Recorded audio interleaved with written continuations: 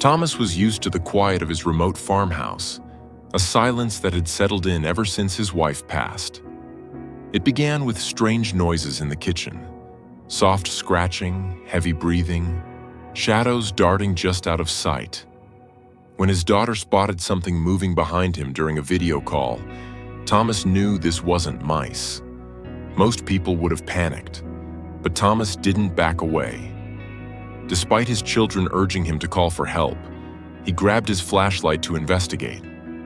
When Thomas checked under the kitchen counter, he finally came face to face with the intruder that had taken up residence in his home. It was a wild bobcat, and she was in the middle of giving birth. This desperate mother had chosen his kitchen as her sanctuary.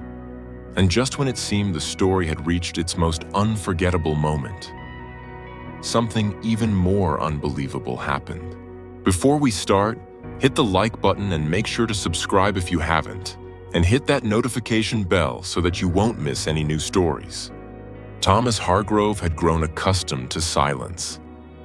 At 73, he'd been living alone in his weathered farmhouse on the outskirts of Flagstaff, Arizona for nearly 5 years now. Ever since Margaret passed. The house, once filled with the chaos of 3 children and countless family gatherings, now echoed with every footstep on its century-old pine floors. His children, Sarah in Phoenix, Michael in Denver, and youngest daughter Emily in Portland, called regularly, but their voices through the phone couldn't fill the spaces where laughter once lived. The property sprawled across 12 acres of high desert and ponderosa pine forest, backing up against the Coconino National Forest. It was the kind of land that still remembered what Arizona looked like before the cities grew, where elk occasionally wandered through the back meadow and coyotes sang their nightly chorus. Thomas had always loved this wildness, but lately, it felt more like isolation than freedom. The strange noises started in early May, just as the last of the spring snow melted from the north-facing slopes. At first, Thomas dismissed them as the house settling. Lord knew a structure built in 1923 had earned the right to complain. But these sounds were different from the familiar groans and sighs of old timber. There was scratching, soft and persistent, coming from somewhere near the kitchen after dark. Then came the thuds, like something dropping onto the floor from a height. "Probably pack rats," he muttered to himself one evening, setting down his crossword puzzle. Pack rats were common enough in these parts, notorious for getting into attics and wall spaces. He'd dealt with them before. But when he set out traps baited with peanut butter, they remained untouched night after night. The sounds grew bolder. One night, while heating leftover soup, Thomas heard what sounded like breathing, heavy, rhythmic breathing, coming from beneath the kitchen counter. He froze, ladle suspended over the pot, straining to listen. The breathing stopped. When he moved, he heard a quick shuffling, then silence. "Dad, you really should get someone to check it out," Sarah insisted during their weekly video call. She was sitting in her bright Phoenix kitchen, concern etched across her face. "What if it's something dangerous? You're out there all alone." "I've lived here 40 years, sweetheart. I think I can handle a few mice," Thomas replied, though truth be told, he was beginning to wonder what exactly had taken up residence in his home. Then came the evening that changed everything. It was a Thursday. He remembered because he'd just finished watching the evening news when Emily called for their regular chat. She was telling him about her new job at the veterinary clinic when her eyes suddenly went wide. "Dad!" "Oh my God, Dad, behind you. Something just moved behind you." Thomas spun around, catching only a glimpse of movement disappearing around the corner toward the kitchen. It was larger than any rat, moving with a fluid grace that made his heart skip. "Did you see that?" Emily's voice pitched higher. "Dad, that was not a mouse. That was..." That was big. After hanging up with a promise to investigate and call her back, Thomas sat in his recliner for a long moment, gathering courage. He'd faced down aggressive bulls on his father's ranch as a boy, helped Margaret through 3 difficult births, and buried too many loved ones to count. But something about this unknown presence in his home unsettled him deeply. Armed with his heavy-duty flashlight, the kind that could double as a weapon if needed, Thomas began his search. He moved through each room methodically, checking closets, peering under beds, examining every corner where something might hide. The living room yielded nothing. The spare bedrooms were empty save for dust motes dancing in the flashlight beam. The bathroom was clear. That left the kitchen. Thomas stood in the doorway, flashlight raised, scanning the familiar space. Everything appeared normal. Dishes drying in the rack, coffee maker ready for tomorrow morning, Margaret's collection of ceramic roosters still lined up on the windowsill. He checked behind the refrigerator, finding only dust bunnies. The pantry revealed nothing unusual. Then he remembered the breathing he'd heard beneath the counter. Slowly, joints protesting, Thomas lowered himself to one knee. The space under the counter where Margaret used to store her large soup pots was dark, deeper than it appeared from above. He aimed the flashlight into the shadows. The beam illuminated a sight that would be burned into his memory forever. A female bobcat lay on her side, her tawny coat damp with sweat, her flanks heaving with exertion. She'd somehow gathered old dish towels, newspaper, and what looked like insulation from the walls to create a crude nest. Her golden eyes, pupils dilated from pain and effort, locked onto the light. But she didn't flee. She couldn't. Beside her, still wet and barely moving, lay 2 tiny forms. Newborn kittens, their eyes sealed shut, mewling weakly. As Thomas watched, frozen in absolute shock, another contraction rippled through the bobcat's body.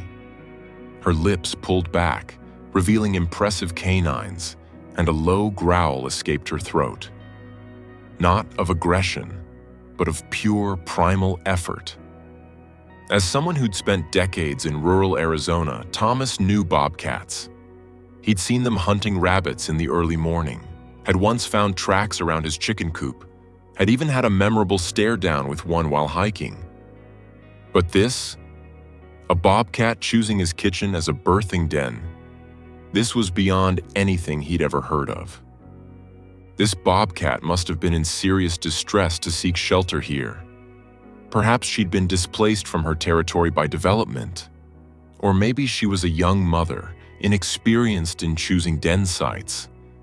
The fact that she'd gathered nesting materials suggested she'd been here for days, maybe weeks, preparing. Thomas's mind raced through his options. He should call Arizona Game and Fish immediately. A wild bobcat in the house, especially one giving birth, was dangerous. She could attack if she felt her kittens were threatened. She could carry rabies, though she showed no signs of it. Every rational thought told him to back away and make the call. But something in those golden eyes stopped him. She was terrified, he realized. Despite being a predator capable of taking down prey twice her size, despite those claws that could shred flesh like paper, she was utterly vulnerable in this moment. Another contraction gripped her, and she panted heavily, her pink tongue visible. "Easy, Mama," Thomas heard himself whisper, his voice barely audible. "Easy now. I'm not going to hurt you." Whether she understood his intent or was simply too exhausted to react, the bobcat's growl softened. Thomas carefully, slowly, reached for an old flannel blanket draped over a kitchen chair, one Margaret had made years ago. Moving with deliberate slowness, he pushed it toward the nest with a broom handle, adding to her makeshift den. For the next 2 hours, Thomas maintained his vigil. He sat on the kitchen floor, back against the refrigerator, flashlight pointed at the ceiling to provide indirect light. He watched as the Bobcat delivered 2 more kittens, each arrival announced by her guttural groans and followed by the delicate ritual of cleaning. She was meticulous, her rough tongue working over each tiny body until it squirmed and cried. The sound surprisingly similar to domestic kittens, but with a wilder edge. Bobcat mothers are incredibly devoted, often going without food for days while nursing. In the wild, they typically have 2 to 4 kittens, born after a gestation period of about 60 days. The kittens are born blind and helpless, weighing less than a pound each. This mother was textbook in her behavior, immediately bonding with each kitten, stimulating them to breathe, guiding them to nurse. By the time the 5th and final kitten arrived, smaller than the others, its cry weaker, the first hints of dawn were creeping through the kitchen window. The mother Bobcat was exhausted, her breathing finally steadying as she curled around her litter. The kittens, no bigger than Thomas's fist, kneaded against her belly, searching for milk. Thomas sat there, an unlikely witness to one of nature's most intimate moments, and found tears streaming down his weathered cheeks. When was the last time he'd cried? Margaret's funeral? The silence of his house, which had felt so oppressive these past years, was now filled with the soft, suckling sounds of nursing kittens and the rhythmic purr of their mother. Yes, bobcats do purr, though it's more of a rumble than a domestic cat's purr. When the sun fully rose, Thomas finally stood, his joints screaming in protest after hours on the hard floor. He needed to make some decisions. The rational part of his brain knew he should call the authorities immediately. But looking at the exhausted mother and her helpless kittens, he couldn't do it. Not yet. Instead, he called Sarah. "Dad, you're joking," she said when he explained the situation. "A bobcat? In your kitchen? With babies?" "5 of them," Thomas confirmed, sending her a photo he'd taken with his phone. The photo sparked a family conference call within the hour. Michael, ever practical, insisted their father call Game and Fish immediately. "Dad, this is dangerous. What if she attacks you?" Emily, with her veterinary training, was torn between fascination and concern. "They need to be monitored, Dad. The mother might abandon them if she feels threatened, or worse, she might become aggressive protecting them." But it was Sarah who asked the question that mattered. "What do you want to do, Dad?" Thomas looked through the kitchen doorway where he could just see the edge of the makeshift den. "I want to give her a chance. Just a few days. Let her recover. Let the kittens get stronger." Against their better judgment, his children agreed to a compromise. Thomas would give the Bobcat family 1 week, maintaining strict boundaries. No approaching the den, no attempts to touch or tame them.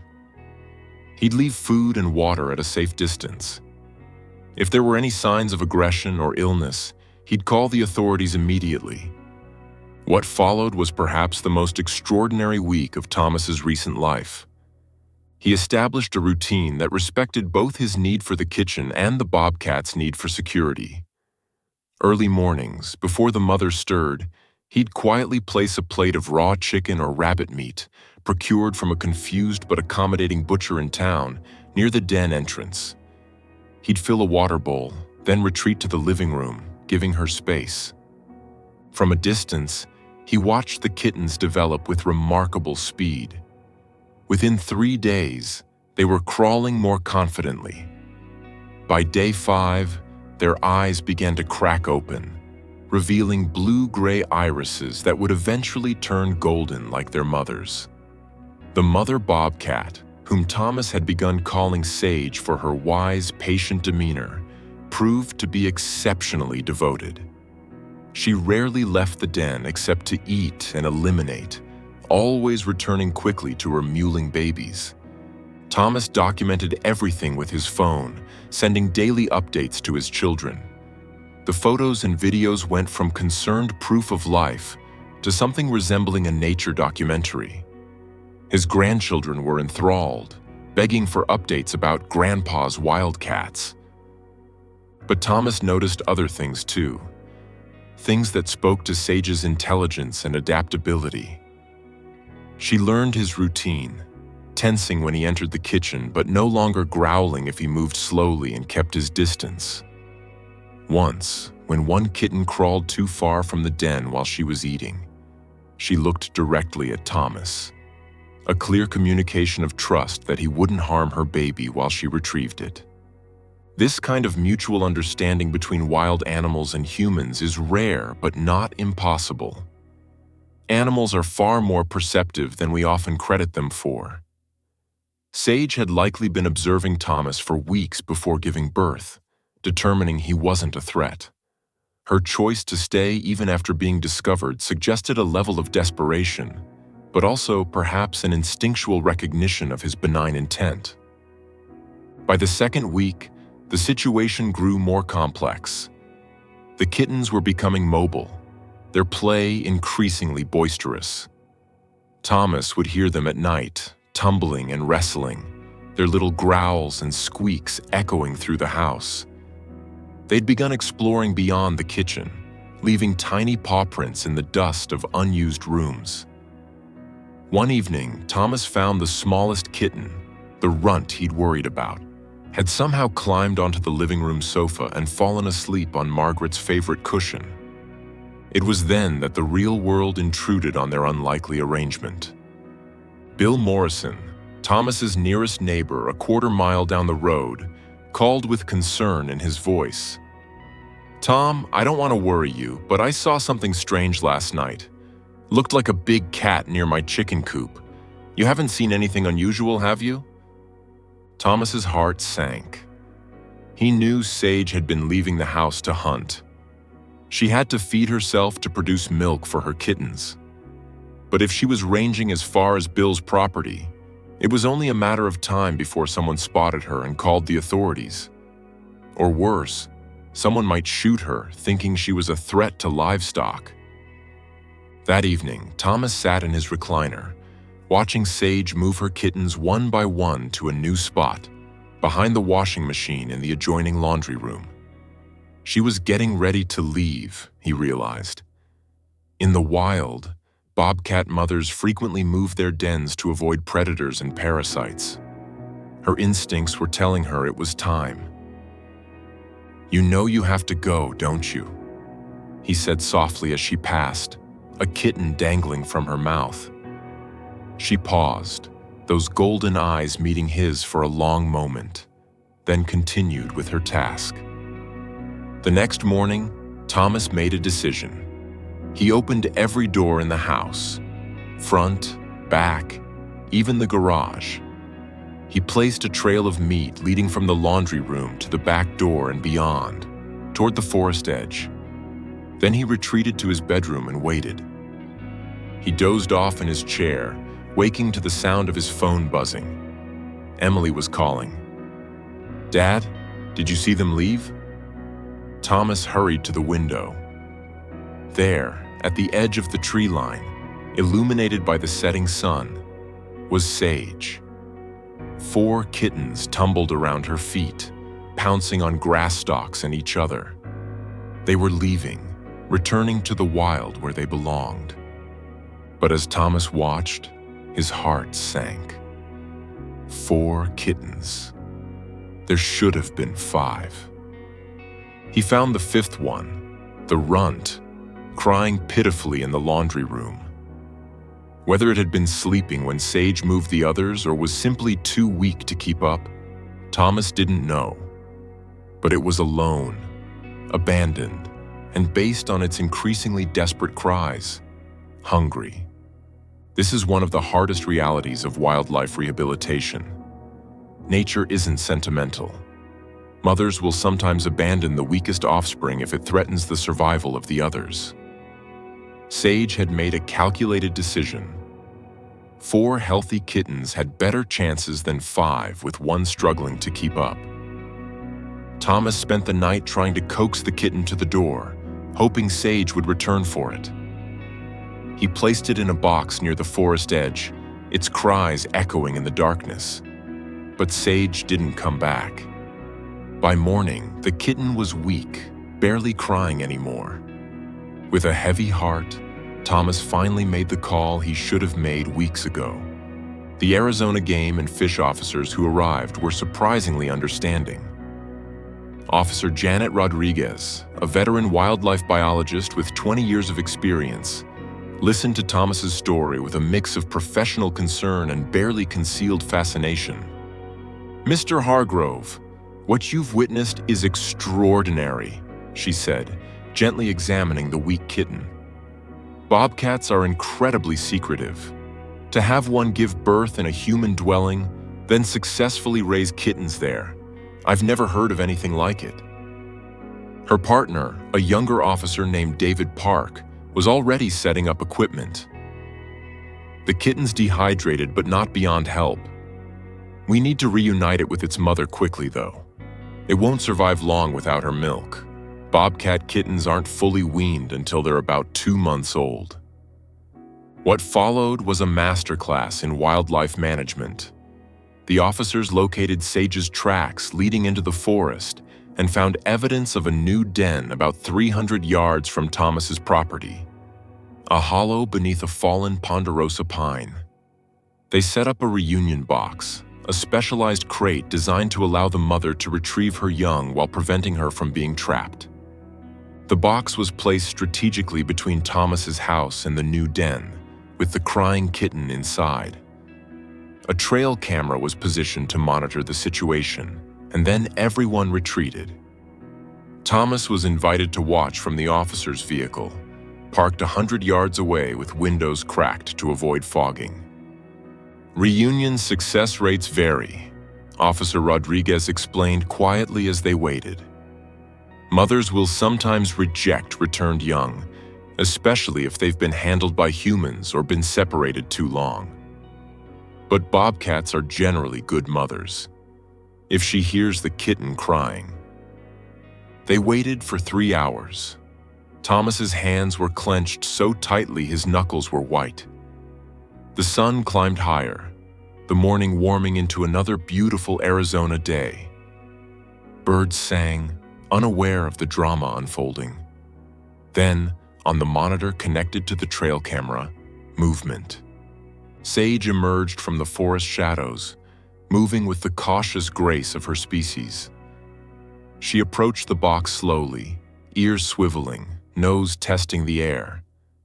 The kitten must have caught her scent because its cries suddenly intensified. "Come on, Mama," David whispered. "That's your baby." Sage circled the box twice, suspicious but drawn by the cries. Then, in a movement so quick the camera barely caught it, she reached into the box and grabbed the kitten. But instead of running immediately back to the forest, she did something remarkable. She turned toward Thomas's house, kitten dangling from her mouth, and stood there for a long moment. "She's looking for you," Officer Rodriguez said softly. "I think she's saying goodbye." Thomas pressed his hand against the vehicle window, tears streaming down his face for the second time in 2 weeks. "Goodbye, Sage," he whispered. "Take care of them." The bobcat turned and melted back into the forest, her kitten safe in her jaws. The officers stayed another hour, retrieving their equipment and ensuring all the kittens were accounted for at the new den via thermal imaging. They provided Thomas with information about living in bobcat territory, tips for securing his property without harming wildlife, and a number to call if he had any concerns. "What you did was dangerous and technically illegal," Officer Rodriguez said as they prepared to leave. "But I understand why you did it. Sometimes the heart overrules the head. Just..." Next time, call us sooner, okay? After they left, Thomas stood on his back porch, looking toward the forest. The house felt impossibly empty now, even more so than before Sage's arrival. The kitchen, which he'd thoroughly cleaned and disinfected, seemed to echo with phantom mules. Margaret's blanket, which he'd washed but couldn't bring himself to put away, lay folded on the counter. But something had changed in those 2 weeks. The silence that had oppressed him for so long didn't feel quite as heavy. He'd been needed again, had played a vital role in something larger than his own loneliness. The wild had trusted him with its most precious secret, and he'd proven worthy of that trust. Over the following weeks, Thomas found himself spending more time on the back porch, binoculars in hand. Occasionally, he'd spot movement in the forest, a flash of tawny fur, the distinctive tufted ears of a bobcat. Once, just at dusk, he saw all of them. Sage was teaching her kittens to hunt, demonstrating the patient stalking technique that would one day make them apex predators of their ecosystem. The runt was there too, keeping up with its siblings, its early struggle apparently overcome. Thomas's children noticed the change in him immediately. His voice on their calls was stronger, more animated. He started volunteering with the local wildlife rehabilitation center, sharing his story and helping care for orphaned and injured animals. He even gave a presentation at the elementary school, complete with trail camera footage of Sage and her kittens, inspiring a new generation to respect and protect wildlife. One evening, 6 months after Sage's departure, Thomas was reading on the porch when movement caught his eye. A bobcat sat at the forest edge, watching him. It was smaller than Sage, with a distinctive white patch on its chest. The runt. They regarded each other for a long moment, two souls who'd shared an extraordinary experience. Then the young bobcat turned and vanished into the shadows. Thomas smiled, raising his coffee mug in a silent toast. "You made it, little one," he said to the empty forest. "You made it." Inside, the phone rang. It was Emily, calling for their weekly chat. Thomas went to answer it, leaving the back door open to the evening breeze. The wild was always welcome here, he'd decided. After all, sometimes the most unexpected visitors bring the most precious gifts. Not just new life, but renewed purpose, connection, and the reminder that we're never truly alone in this world. The house didn't feel empty anymore. It felt like home. A home that had sheltered not just human memories, but had become part of a wilder story. One written in paw prints and punctuated by the fierce love of a mother for her young. Thomas had been privileged to witness it, to play a small part in it, and to carry it forward in every story he told, every animal he helped, every moment he chose connection over isolation. And sometimes, on quiet mornings when the light was just right, he'd find a paw print in the dust by the back door, a reminder that the wild remembers those who show it kindness, and that the boundaries between our world and theirs are far more permeable than we imagine.